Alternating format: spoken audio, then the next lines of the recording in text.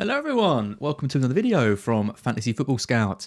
Now I'm going to be completely honest with you, I haven't done a huge amount of prep for this video, but I'm hoping that the buzz of Ronaldo carries us through. So let's make this an interactive one. If you've got questions, if you've got queries, if you've got dilemmas about whether to wildcard or not, stick them in the chat. Let's get a discussion going, see what happens. I mean, it's huge news, isn't it? Like, we've known about it now for a few days, but it's still taking me quite a while to get my head around it, that the fact that Ronaldo is back in the league. It's amazing for the Premier League. It's amazing for Man United. And to be honest, I think it's amazing for FPL because it's all a bit boring at the moment. Everyone's got similar teams. And this is going to shake things up. And I think they've nailed the price. I think 12.5 is right for him. I think, if he'd come in less than Bruno, it would have been a bit stupid. I think if he'd come in sort of less than Salah and stuff, it would have been too cheap. I think 12.5 really gives us an option and someone to think about. And the fact it's Newcastle at home in the first week of him in the league, where he's potentially got the biggest chance to get goals out of kind of the fixtures United have got over the first 6-7 weeks, is massive. So, I think he's already had about 80,000 transfers in. And it's only been about half an hour since his price got unveiled. His price is locked, so we haven't got to worry about that. But we're going to see a hell of a lot of people shifting Fernandes over to Ronaldo. We're going to see a lot of wildcards played. We're going to see -8s, -4s. People who've got Kane as a placeholder are probably going to be moving him on. So yeah, loads and loads and loads to think about. Greenwood as well. What happens to Greenwood? He's going to be off on the right now. Does that make him less of an option? Cavani looks like he's sticking around. Yeah, it's exciting. And Sancho, don't forget Sancho. I mean, 9.3 he's gone down to now. So he's significantly cheaper than Ronaldo. We're expecting Ronaldo to take pens. A few people asking that already in the chat. I can't see any way Ronaldo doesn't take pens in that team. I think he's taken and scored the most in Europe or something like that. Hasn't got as good a conversion rate as Fernandes, but obviously Fernandes has taken a lot less. So I think it's a bit of a no-brainer there that he gets them. People saying I'm lagging, so I don't know why. I'm on an Ethernet connection and I've got nothing open. So yeah, I don't know why I'm lagging, but yeah, hopefully you can hear me. So let's go into some stats first of all. This was the bit of prep that I did for this. So I've basically just compared Ronaldo to some of the other premiums that we've got in the league, and also I stuck Messi in there as well as a bit of a control group, for the elite level players. So in 2021, Ronaldo got 29 goals, Juventus, just 2 assists. So he's a goal machine, not an assist machine. We compare that to Lukaku, who got 24 goals, 10 assists. Fernandes, 18 goals, 14 assists. Kane, 23 goals, but 14 assists. Salah, 22 goals and 6 assists. Messi, 30 goals is the best with 11 assists as well. If we have a look at some of the expected goals metrics, so for per 90, so Messi leads the way with shots per 90. He has 5.57 shots a match. Ronaldo's there with 4.87, which is higher than any other premium in the league, and Lukaku is bottom, so he has the least shots out of all these players. Even Fernandes has more, which I was quite surprised at. Kane's up there with 3.95 as the second best. Non-penalty expected goals, Ronaldo's is the highest, 0.62. Lukaku's not bad, 0.59, just under him. Messi's 0.55, Kane 0.54, Salah 0.47, which is quite low, and then Fernandes is just way down, 0.26. So if you're looking for goals, it's Ronaldo and Lukaku that this tells me. Kane's up there as well, but they're the two that are kind of the front runners. Salah's surprisingly low on this metric. It kind of indicates that he's not necessarily getting the best chances, and he's having to kind of create some stuff for himself, which is interesting. Non-penalty expected assists, Ronaldo's bottom of this, 0.10. I mean, if you're looking for Ronaldo to chip in with some assists, he's not going to get them.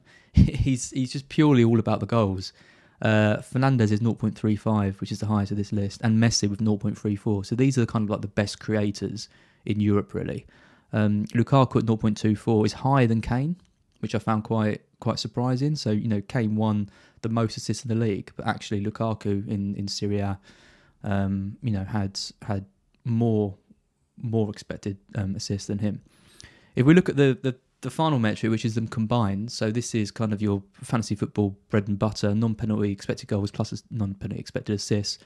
Lukaku comes out highest of the players in the league at 0.83, trailing Messi, and 0.89. Kane is there with 0.77. His assist potential is what's bringing him up. But, I mean, Ronaldo there with 0.72, it's just pure goals, right? It's just, there's a slight increase based on the assists, but he's just the player that's just going to only look to score. And my first thoughts on this table are, if he's taking the most shots by a comfortable margin per 90 out of all the premiums in the league, and he's going to be getting sort of, good quality chances from the creativity he's got around him with Pogba, with Bruno, with Sancho, with Greenwood. This is a bit like a Lukaku signing. It's a bit like a signing that's fitting a need that United have got. And I don't know if it's as perfect a signing as Lukaku, because Lukaku can come in and he can bring other players into the game. So he's going to make Havertz a better player, Werner a better player, Pulisic, whoever he's playing around with. But Ronaldo is just going to be that focal point. He's going to monopolise the goals for United. We're talking about other options, and maybe sharing options that United have got around other players in the team. I just can't see it. I think Ronaldo is just going to be the absolute central figure of everything that United create and do, and he's going to be the man that benefits from it. So my early signs when I saw this were, I need to get him in. And that is pretty much what I'm doing. I think Lukaku is a great option. I do think for sort of $1 million less, we might be seeing some switches from Ronaldo to Lukaku, or the double up with them. But I think early on with Lukaku, the fixtures that he's got at the moment, I think you got to get him. I think you've got to get Ronaldo. I really do. I think Fernandes is done. I think Fernandes is going to be off pens, and the stats here aren't as good as the options around him. I mean, 0.61 for a 12 million forward. Again, though, it's surprising to see Salah so low on this, like with 0.66. Because when you look at Kane with 0.77, Lukaku with 0.83, and Ronaldo, it's quite a sort of a significant jump between them. So no one's talking about losing Salah, but everyone's talking about losing Fernandes. I think again though, the fixtures are so good for Liverpool carrying on, then I don't think we can sell Salah at the moment. But I think we're all going to be. I think it's very, very likely that we're all going to have Ronaldo and Lukaku in our teams, and if that means going with Salah or without Salah, that's going to be the key decision that a lot of people have to make. Do you go with the 3 premiums, or do you risk it? Right, let's take some questions from the chat. So, do I think he'll start? Yes. It's the first games at Old Trafford. Their striking options aren't amazing. They've got Cavani, who's kind of barely played. He's going to be off on he's on international duty, but I think he's not playing in one of the games that's red listed, something like that. So he's going to be around, but I wonder how much of an input he's going to have. It could be Greenwood up front again, but they're still missing Rashford, and they've sold Dan James now. So I think it's going to be all about getting Ronaldo in that side as quickly as possible, and trying to get that chemistry between, Fernandes, between Sancho, between Pogba as well, because Pogba's going to love playing with Ronaldo, because Solskjaer's going to have to just give him some freedom just to go and create, and this is it, gearing everything up towards Ronaldo. So yeah, I think he's going to start. He's Cavani's not going for his national duty, that's fine. So he won't have played then for like what, a month, 2 months, something like that. There's no way he's going to start at Old Trafford. It's the fact that it's this first game against Newcastle. It is just I can't see any way in which Ronaldo doesn't start that game and he doesn't score. Because how are they going to be able to live with him? He's going to be off on international duty, Ronaldo, so he's going to be getting the minutes in. There's a few questions around, is it going to take a bit of time for United to learn how to play to his strengths? But it's not difficult, is it, to play to Ronaldo's strengths? Give the ball to him, watch him score. He's the best player in the world. even at 36, and we've seen with Ibrahimovic, Ibrahimovic was 36, I think, when he joined United, and he was on course to get 20 goals in his first season before the injury kind of scuppered it. So, yeah, very interesting. Tom asked, what do you think about Ronaldo? Will Ronaldo score highly for bonus points? Well, the bonus point system favours goals for forwards. So, I definitely think, Ronaldo's not going to need much to hit those bonus points. If he's getting a goal a game, for example, he's going to be way up there. How many dispossessions is he going to get? I mean, you'd obviously lose the bonus points for shots off target, and he's going to be taking a lot of shots. But I think, given that he's going to be central to scoring the goals United going forward, I think he is going to do well on it. Yes, sir. Aman says boring. Oh, sorry. Yeah, it's not easy with these solo streams. I realise I'm kind of waffling on a bit, but that's why I'm trying to make it a bit interactive.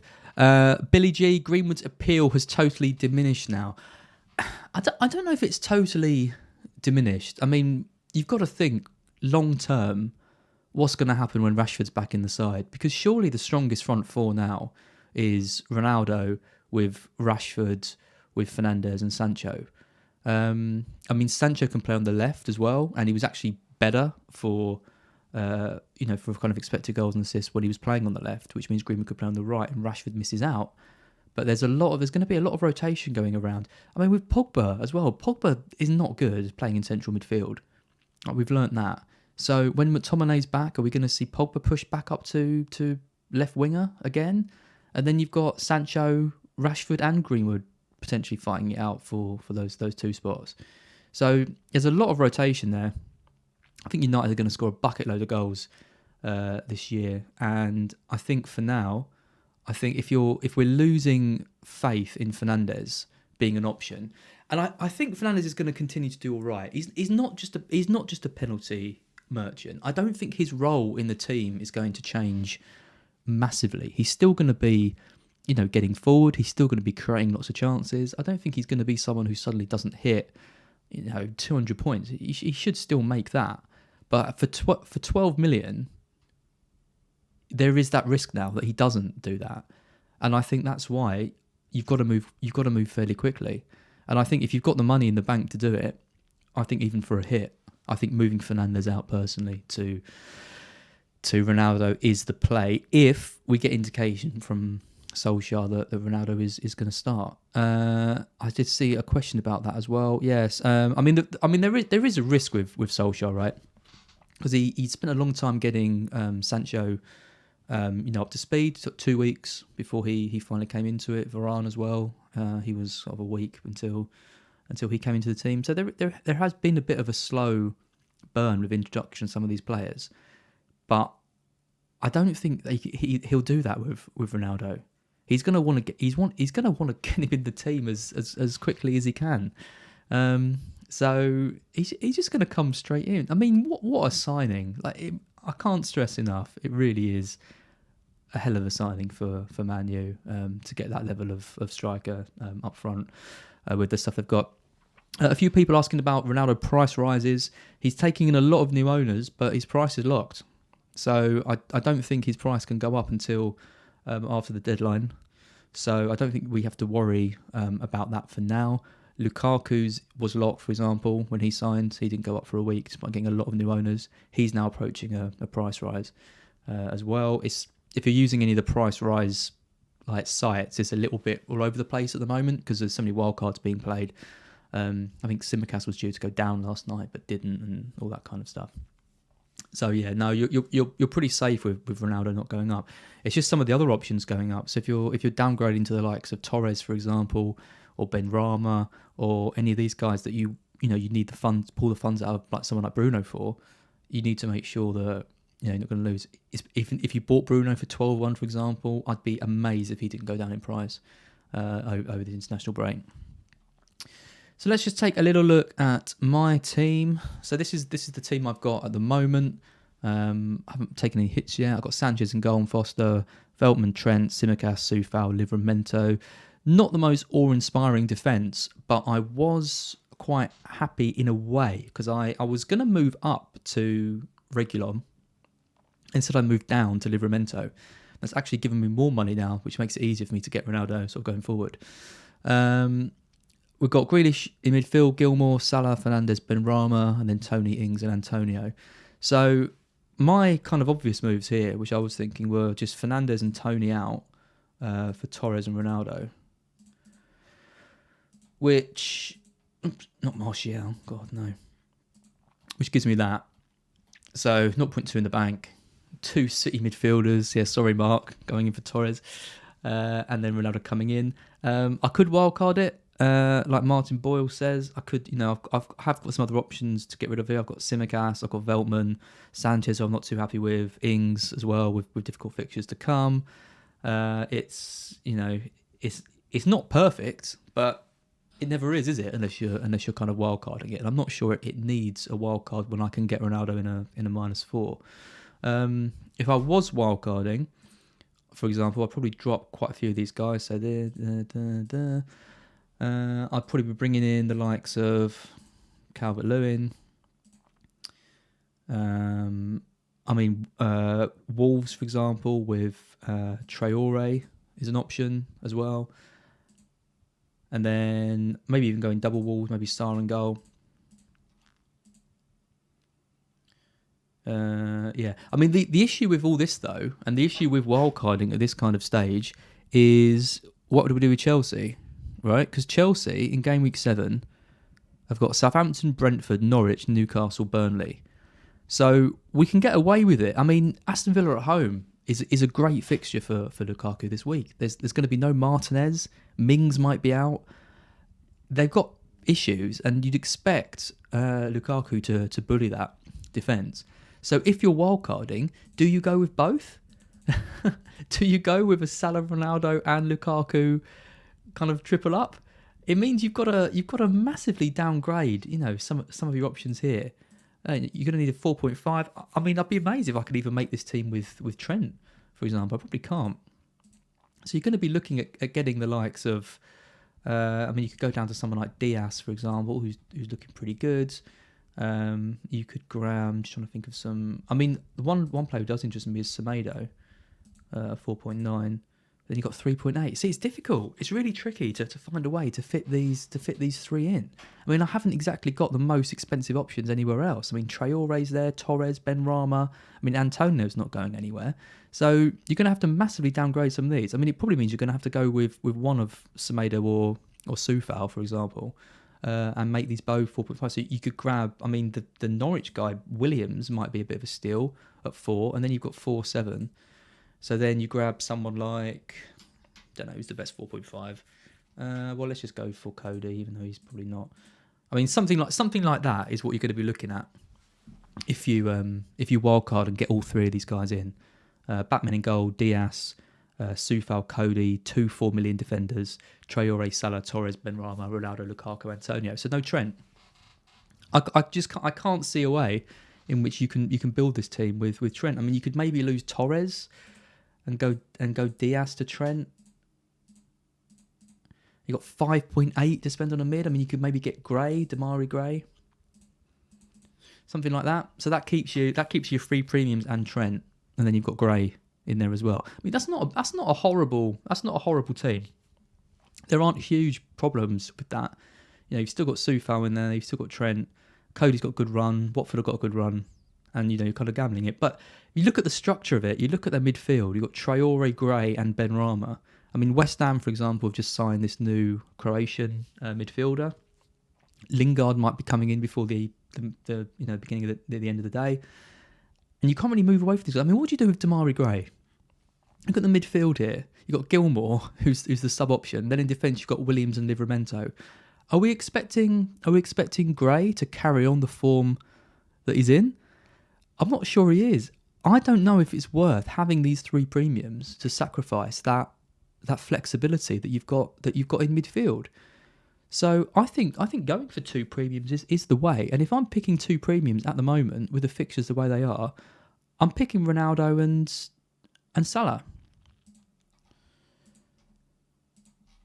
So this is kind of what I'm looking at the moment anyway. I mean, Torres is being bought by a lot of people. I still think he's a hell of a risk, 6%. I still think we're going to see some rotation in there, and I still have the problem the same problems that we talked about on Black Box, and they talk about on the Scoutcast, is that we're never really too sure about Pep Roulette and who's going to play. So, this, if you are going with these kind of premium options and you're sticking with some of these players, it does seem like having a decent bench is fairly sensible. And I think we've got lucky in the sense that we've got these 4 million, defenders kind of there that we can look at to. So yeah, interesting, very interesting. We're going to see lots of changes in people's squads. We're going to see lots of people going with the 3 premiums. We're going to see people going with 2.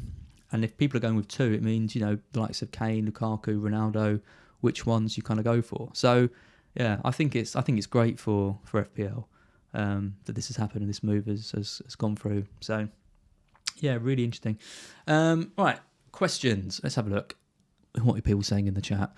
Yeah, so what do you all reckon? So out of the teams that I've shown, what do you reckon compared to, having 3 premiums and having that lack of flexibility, but having those 3 brilliant options? Only captain 1 a week, of course. Or do you all prefer kind of 2? Daniel asked, what would Mark do? Well, Mark's got Lukaku now in place, so he's got 3. So he's got Lukaku, Salah, and Fernandes. I mean, he could potentially start thinking about how he could move Fernandes on for Ronaldo, but it means he's going to end up with another 5-5 midfielder. He's going to end up with Gray, Mbommo, and Ben Rama and Sarr. It's going to have 4 6 million or less midfielders, which I don't know if I'd want to commit to that. So I don't think Mark is going to move. Is going to move for Ronaldo. I think he's going to hold off on him and wait to see. I think he's going to. I think he'll sell. I think he'll sell Fernandes. I think he might move down to Greenwood or someone like that. So yeah, we will see. But it's a very interesting one this week because I mean Salah's got Leeds, which isn't a bad game for Liverpool. Leeds don't exactly look great defensively. Ronaldo's got Newcastle at home, and Lukaku's got Villa at home. So we're going to see lots of different options going on there. I mean, Kane's got Palace. So there's going to be people who've bought in Kane, hoping for returns in that Watford game, looking to move him on for Ronaldo, and they're going to be selling him for an away game at Palace. Really, really tricky. So Richard Saunders Irving asks, keep Kane for Crystal Palace or straight swap to Ronaldo. It's a really difficult choice. It's a really, really difficult choice, I think. I think you probably bought Kane intending to move him on, and you've kind of got ahead of the crowd by having that option to be able to do that quite comfortably. So I would still do it. Again, this is the caveat here is unless Ole says, "Oh, Ronaldo needs another week" or something like that, which I don't think he happens. Which happens, but assuming Ronaldo comes straight in. So yeah, I think you still do it. And what you just hope that Kane does do. I mean, Kane, another booking. Apparently he looks sharp. I haven't actually seen the highlights of it, but I had a friend who went to the game, says he looks sharp, touch is good, but just isn't really getting into those kind of dangerous areas yet. And we're going to see Ronaldo doing that. Nuclear Atoms, as you're really going to keep Grealish, Gilmore, Tony, Soufal, Veltman? Well, no, I'm not going to keep Tony. Tony's going to go for Ronaldo, which is a bit of an upgrade. Soufal, nothing wrong with Soufal. I thought he's been good, been attacking well. I think we might even see a shift in West Ham's tactics to a wing-back formation, which pushes him even further up the pitch. Grealish, 8 million's quite a lot, but he hasn't been disaster. Goal and assist in his first 3. Southampton at home to come, so I'm not too fussed with keeping him. Gilmore was just a 4.5 mid, don't really care about him. Veltman should come back in the team. I'm not entirely convinced. It does need a wild card, which is probably famous last words. But yeah, we'll see. Kenny Diak, everyone's getting overexcited. Wait a week and see how good Ronaldo looks. Imagine Ronaldo blanks. Well, this is it, right? This is the problem. Because Ronaldo's fixtures are Newcastle at home, West Ham away, Villa at home, Everton at home. So they're his first 4.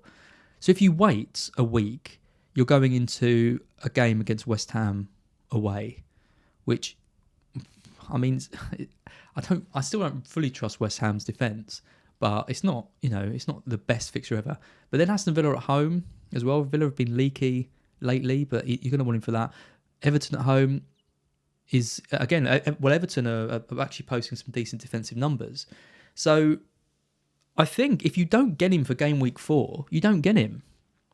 I think if you don't get him now, you just ride it out. And you just say, okay, around game week 7, I'm going to want to get Lukaku in anyway, and I'm going to make do with the players that I've got at my disposal. So, I honestly think if you're going to move for Ronaldo now, you move for him for Newcastle at home, or you hold off and wait for Lukaku in Gameweek 7, or you get both. Personally, I think the biggest potential for Ronaldo points is in Gameweek 4. I mean, if you have a look at Salah, for example, so Salah's fixtures: Leeds, Palace, Brentford. I mean, you're talking about Ronaldo as of course he can score against anyone. That's not in doubt. But you're trying to maximise the points that you're going to get from these captaincy options.